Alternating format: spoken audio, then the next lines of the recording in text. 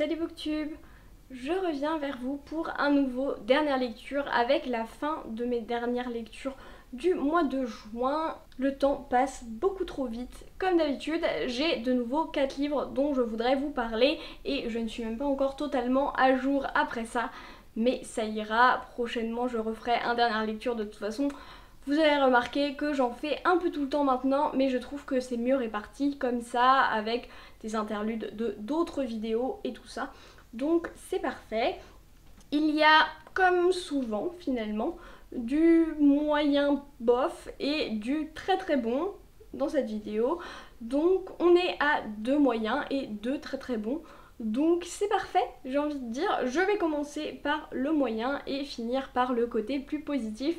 Je doute de rager particulièrement dans cette vidéo. Tout peut arriver, tout est possible. Et je vais commencer directement par le livre que j'ai le moins apprécié de cette sélection. Il s'agit de The 10,000 Doors of January de Alix E. Harrow, qui a été traduit sous le titre Les 10 000 portes de January par Thibaut Eliroff au rayon de l'imaginaire. Ça va être assez difficile pour moi de parler de ce livre et de reviewer ce livre, puisque en fait je ne sais pas pourquoi j'ai pas réussi à apprécier, à accrocher. J'ai vraiment jamais réussi à rentrer dedans. En fait, j'ai pas réussi à rentrer dans l'ambiance, à rentrer dans le délire. J'arrivais pas, j'arrivais pas, ça matchait pas. Il y avait des moments un petit peu inconsistants, avec des moments avec un côté réalisme magique qui était très prégnant, très prenant aussi, et qui fonctionnait plutôt bien.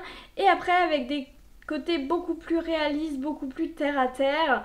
On a aussi plusieurs points de vue, plusieurs temporalités qui vont se mélanger et c'était un petit peu bizarre la façon dont c'était fait. Donc j'ai eu un petit peu de mal avec tout ça. Je trouvais que l'ambiance était soit trop étrange pour quelque chose qui essayait d'être réaliste, soit trop réaliste pour quelque chose qui essayait d'être très étrange. Je trouve qu'il manquait quelque chose quoi. Il y a probablement une part purement personnelle qui fait que, sans raison que je puisse comprendre, j'arrivais pas à rentrer dedans, mais je pense quand même qu'il y a quelque chose de structurel à l'histoire et qu'il manquait un petit quelque chose dans l'ambiance globalement. C'était un peu entre les deux et on avait un rythme quand même qui était très lent et qui en fait essayait de se concentrer sur l'ambiance en fait. Et du coup, c'est ce genre de livre où si l'ambiance fonctionne, on est directement happé dedans et on est pris dedans. Et si l'ambiance fonctionne pas, malheureusement, bah ça fonctionne pas quoi. Et vu que le livre repose un petit peu sur cette idée-là, bah avec moi ça n'a pas pu coller forcément, puisque j'ai pas réussi à rentrer dedans. L'histoire de base m'a pas forcément beaucoup happé non plus, puisque encore une fois elle commence très lentement et honnêtement je suis pas arrivée jusqu'au bout, j'ai arrêté aux 2/3, même si je l'ai lu en lecture commune avec Lucie qui m'a dit que le rythme était un petit peu erratique et que sur la fin ça s'accélérait énormément, peut-être beaucoup trop d'ailleurs, mais le rythme tout là où j'ai lu était très très lent et ça n'avançait quasiment pas. Et du coup bah en fait l'histoire il n'y en avait pas vraiment. On voyait pas l'importance des points de vue différents dès le début et tout se met en place après, mais c'est pas hyper satisfaisant comme mise en place. Donc voilà, j'ai vraiment pas trop accroché à ça. Voilà, quoi vous dire d'autre à part que j'ai pas vraiment apprécié. J'ai pas non plus été hyper happée par la protagoniste qui m'a un petit peu saoulée, parce que en fait elle se donne des airs de rebelle alors qu'en fait elle l'est pas vraiment, et elle remet en question d'un coup alors que d'habitude elle avait jamais remis en question dans les années passées. Et j'ai un petit peu du mal avec cette idée là que quand on est adolescent on peut d'un coup sans aucun souci remettre en question tout ce qui s'est passé, et elle manquait un peu de réflexion à mon goût. Mais ça c'est personnel, j'ai beaucoup de mal avec les protagonistes adolescents qui ont des comportements d'adolescents et d'adolescentes, donc peut-être aussi que c'était personnel. Je pense que je n'ai pas forcément apprécié ce livre à sa juste valeur. Je vois qu'il y a certaines qualités, notamment dans l'ambiance, qui quand elle fonctionnait plutôt très bien, même si j'avais pas l'envie de continuer forcément. Et aussi dans certaines idées qui sont développées, mais je pense que c'était peut-être pas pour moi, peut-être que je suis trop vieille, peut-être que tout ce message sur le One True Love m'a trop dégoûtée pour que je puisse apprécier le livre à sa juste valeur. Mais voilà, je sais pas trop quoi dire, mais j'ai pas accroché quoi. En deuxième, un autre livre qui était mieux que le premier, mais pas forcément incroyable, en tout cas moins incroyable que ce que j'attendais. Il s'agit de The Very Secret Society of Irregular Witches de Sangu Mandana, qui n'a pas encore été traduit en français. Il s'agit d'un livre qui a beaucoup tourné l'année dernière sur tous les réseaux et encore un petit peu cette année dans toute la mouvance de Cozy Fantasy, et un livre qui est pas mal marketé comme une romance, en tout cas une romance fantasy mignonne et cosy. Et en fait c'est peut-être ce pitch de base et cette présentation que moi j'avais vue comme une présentation de romance qui m'a un petit peu dérangée et qui m'a un petit peu gênée dans mon appréciation du truc. Pour vous faire un petit résumé, j'ai pas fait de résumé pour le précédent, mais en vrai c'est pas si grave, mais là on va en faire un.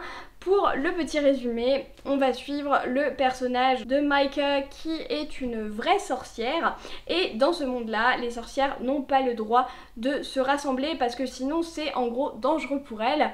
Et elle prétend être une fausse sorcière, en tout cas une sorcière un peu new age, sur les réseaux sociaux, et un jour elle est contactée par un monsieur qui lui demande de venir pour entraîner 3 jeunes vraies sorcières et leur apprendre à contrôler leur magie. Donc dans ce livre, on va avoir toute une dimension de magie, bien évidemment, de potions, de nature, etc. que j'ai trouvé hyper cool. J'ai beaucoup aimé la magie, même si c'est du très soft magic system, on a quand même assez de règles pour que ce soit bien captivant et bien prenant. J'ai trouvé que la façon de gérer la magie était très bien faite et j'ai adoré le côté potion parce que c'est vrai qu'on n'en voit pas souvent. On se le disait en live avec Lucie et Pénélope qu'on n'en voyait pas assez souvent et que c'était très appréciable. Ça j'ai beaucoup aimé. Et on a également un de mes côtés préférés de ce livre et dans beaucoup de livres, c'est la Found Family qui était très mignonne et très appréciable puisque Micah a été très isolée toute sa vie puisqu'elle n'avait pas le droit d'être avec d'autres sorcières et qu'avec les gens normaux c'était compliqué globalement. Et là elle se retrouve dans un environnement très aimant avec 3 petites sorcières qui sont vraiment très mignonnes, bon, de plus que la dernière, mais voilà. Et j'ai trouvé que les personnages secondaires étaient certes peu développés mais assez intéressants, très mignons, très adorables. J'aurais aimé beaucoup plus de développement de leur part, je vous avoue. Mais j'ai trouvé que la Found Family fonctionnait très bien, c'était extrêmement mignon là-dessus. Et j'ai trouvé que l'histoire, l'intrigue fonctionnait également hyper bien. Mais je vous ai dit, vous vous souvenez, que je n'avais pas trop aimé. Alors pourquoi n'ai-je pas trop aimé puisque je ne vous donne que des éloges de ce livre? C'est qu'en fait, il y a toute une autre dimension de romance entre un personnage de cette famille et Micah, et j'ai trouvé que c'était très mal amené, qu'il n'y avait aucune alchimie entre les deux, on nous montre quasiment aucune interaction en fait, et du coup c'est hyper dur de croire à la romance. J'ai trouvé que ça allait beaucoup trop vite, c'était beaucoup trop balayé et je n'y ai pas cru une seule seconde, et donc à la fin vraiment ça tombait un petit peu comme ça pour moi. J'ai vraiment pas apprécié tout le temps où on nous parlait de la romance, en fait je m'ennuyais, j'avais juste envie de dire est-ce qu'on peut revenir au cours de magie pour les enfants s'il vous plaît. Et du coup en fait j'avais un peu l'impression qu'il y avait 2 histoires qu'on avait essayé de mêler en une en 300 pages et que du coup ça collait pas en fait parce que il faut développer pas mal de choses, il y a la Found Family, il y a la magie et en plus il y a la romance, et du coup si on avait enlevé la romance on aurait pu beaucoup plus développer tous les autres personnages secondaires qui étaient 1000 fois plus intéressants que le romantic interest qui, à part avoir des beaux avant-bras, n'avait pas beaucoup d'autres caractéristiques positives. Et on a aussi pas mal de tropes qui sont assez forcées honnêtement. On a un pseudo enemies to lovers mais qui n'en est pas vraiment un comme beaucoup d'enemies to lovers. On a aussi un Grumpy Sunshine qui est tellement forcé qu'il en devenait un petit peu ridicule. On a plein de choses qui me paraissaient un petit peu forcées, un petit peu pour mettre dans une case en disant oui dans ce livre on peut le vendre, il y a de la romance, alors qu'en fait c'était clairement pas nécessaire, c'était l'aspect le moins bien fait du roman, donc voilà, j'ai vraiment pas adhéré à ça. Le reste était très mignon, très adorable, j'aurais adoré s'il n'y avait pas eu la romance.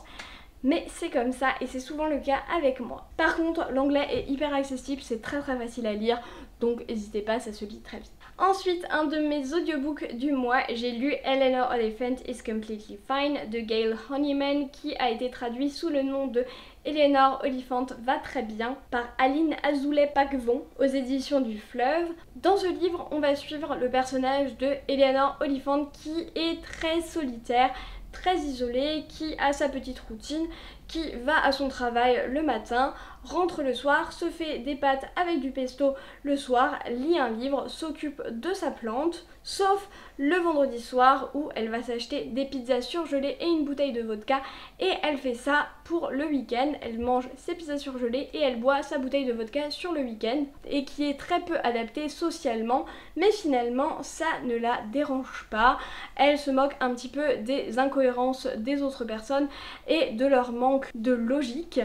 Elle est très bien toute seule et elle vit parfaitement bien dans ce monde-là. Vous vous en doutez, avec ce résumé, on ne peut pas faire une histoire sans que Eleanor se rende compte qu'il y a d'autres choses finalement dans la vie que ses pâtes au pesto et sa vodka du week-end, et que les êtres humains sont des créatures sociales par excellence.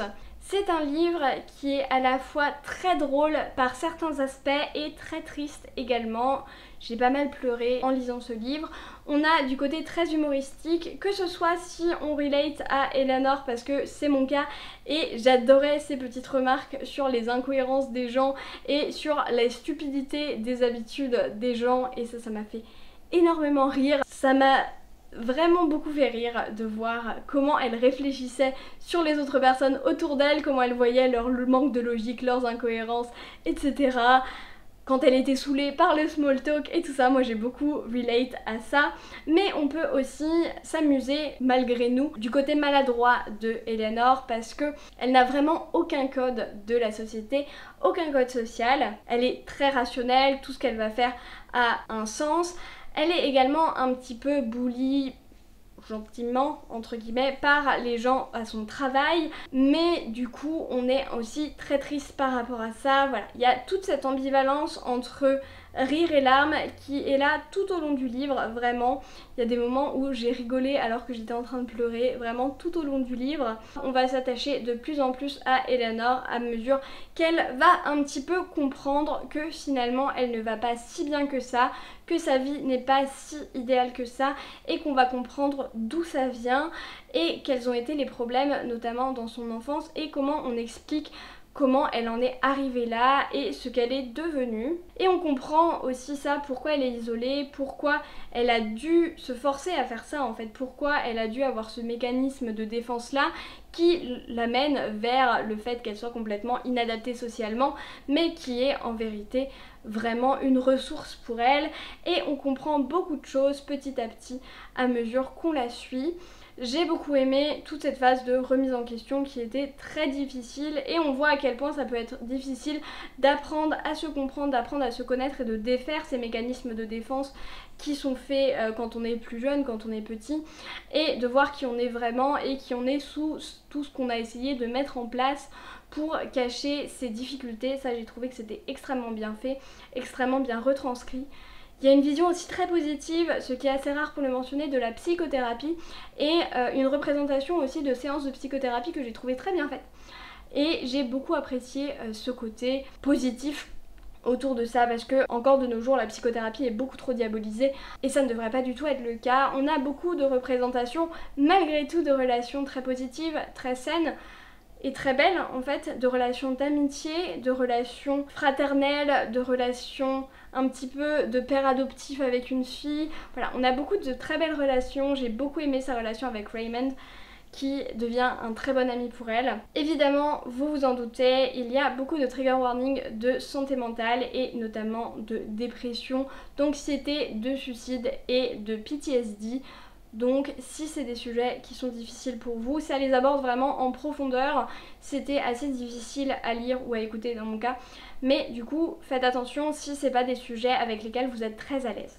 Et enfin, pour faire quelque chose d'un peu plus joyeux, un peu plus upbeat on va dire, j'ai également lu Love Theoretically de Ali Hazelwood, la toute nouvelle sortie VO de cette autrice que j'adore, qui sera très probablement traduit l'année prochaine, sûrement chez Hauteville. Que dire sur Ali Hazelwood? C'est toujours aussi bien, il s'agit de l'autrice qui fait les romances en milieu académique et celle-ci ne fait pas exception. C'est le 3e roman dans ce milieu académique et donc on va suivre une protagoniste qui est physicienne en physique théorique et qui a un boulot absolument pourri où en fait elle est prof en même temps qu'être chercheuse et du coup elle est payée à la vacation et aux heures en fait et donc c'est absolument minable, elle n'a pas d'assurance santé alors qu'elle est diabétique donc c'est hyper compliqué pour elle et vraiment elle a un poste absolument minable alors quand il y a une candidature pour un très bon poste de recherche pure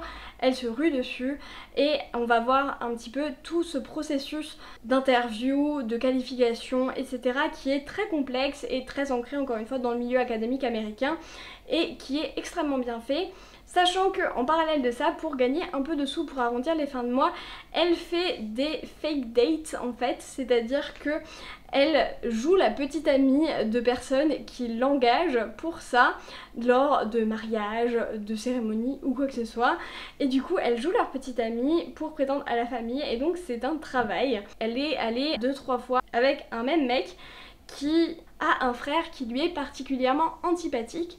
Jusqu'au jour où elle se rend compte que ce frère qui lui est si antipathique est en réalité un physicien également et qu'il fait partie des personnes qui sont chargées de l'interviewer pour savoir si elle va avoir le poste dont elle rêve et dont elle a désespérément besoin également. J'ai beaucoup aimé, celles et ceux qui me suivent sur Instagram ont peut-être vu mes stories de midinette complètement à couiner et à être complètement retournée par ce livre beaucoup trop mignon encore une fois, mais vraiment il n'y a que Ali Hazelwood pour me le faire à ce point là. Je crois qu'il n'y a aucune autre autrice qui arrive à me chambouler et à me retourner les hormones à ce point, vraiment, parce que ça fonctionne à la perfection, ça fonctionne à merveille. Je pense avoir d'ailleurs une théorie pour comprendre d'où viennent ces codes parce que je trouve que Ali Hazelwood est assez unique dans le milieu de la romance. On a vraiment des tropes qui sont certes habituels mais qui sont un peu remaniés et je pense qu'il y a beaucoup de codes de fanfiction qui sont utilisés et de façons de faire qu'on retrouve dans les fanfictions et peut-être moins dans les romances traditionnelles. Et je sais que dans sa dédicace au début de ce livre-là, elle a parlé de AO3, comme quoi je pense qu'elle écrivait beaucoup sur Archive of Our Own, un endroit où il y a beaucoup de fanfiction. C'est l'endroit où la plupart des gens publient et lisent leur fanfiction, en anglais en tout cas.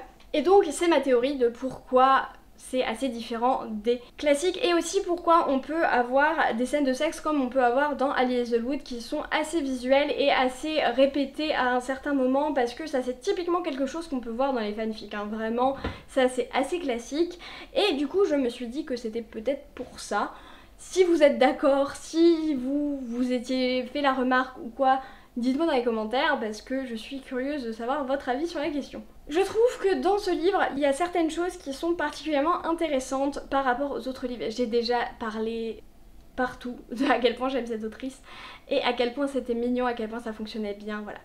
Je vais essayer de parler des points qui me semblent intéressants dans ce livre en particulier. Je trouve qu'on a beaucoup plus de différences entre ce livre par rapport aux deux précédents qu'on en avait entre Love on the Brain et The Love Hypothesis parce qu'ils étaient assez proches finalement dans la construction des personnages.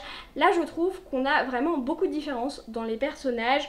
Il y a quelques caractéristiques qui restent, genre le fait qu'elle soit assez petite et que lui soit très grand.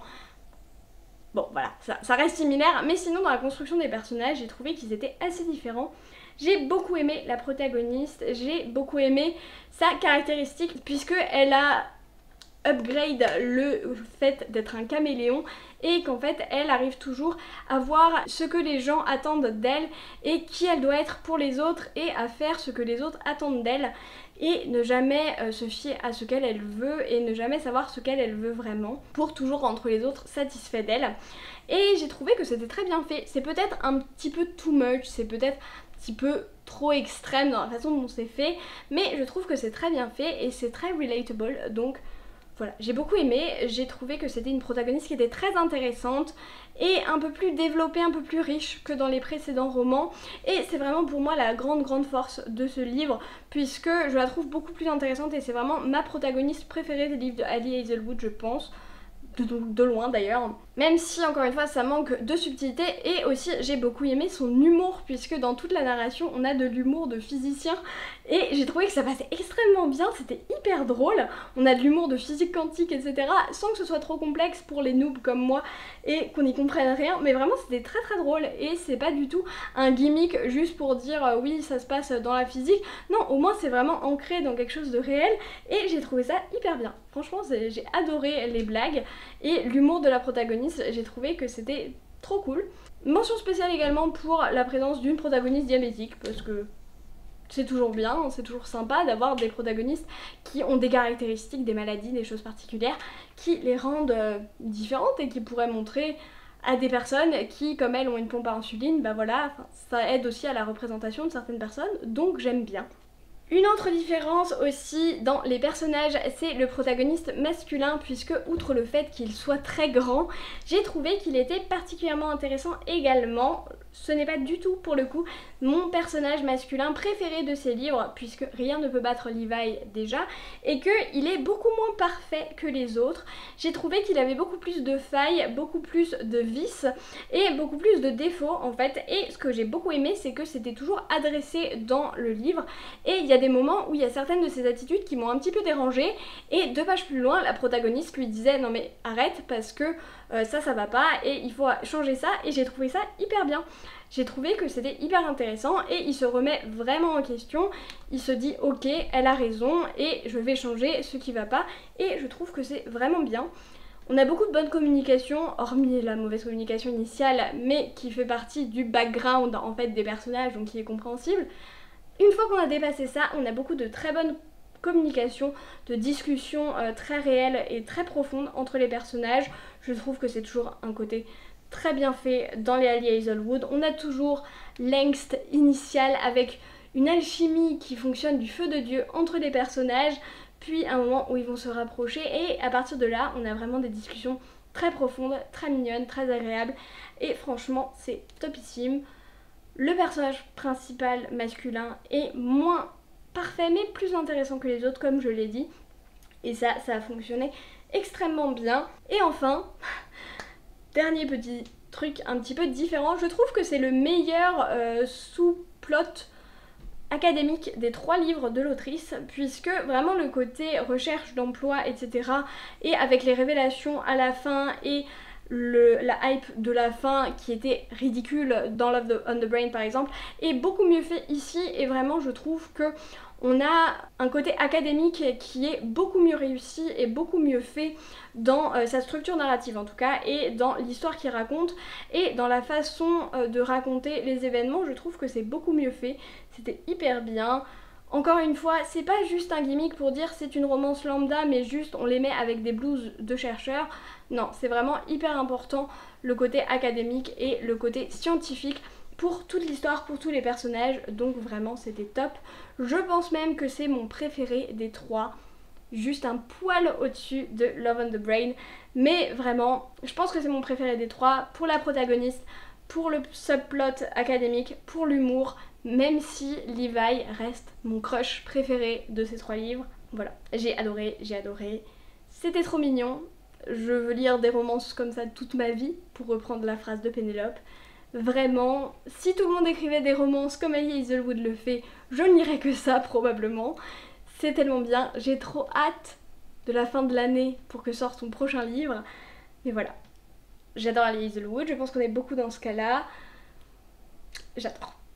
Et voilà, c'est la fin de cette vidéo où j'ai un petit peu fangirlé sur la fin, mais en même temps, qui ne fangirle pas dans du Allie Hazelwood, j'ai l'impression que c'est quand même normal, donc je ne me sens absolument pas en tort sur le sujet. Dites-moi si vous en avez lu certains ou si vous avez hâte d'en lire certains.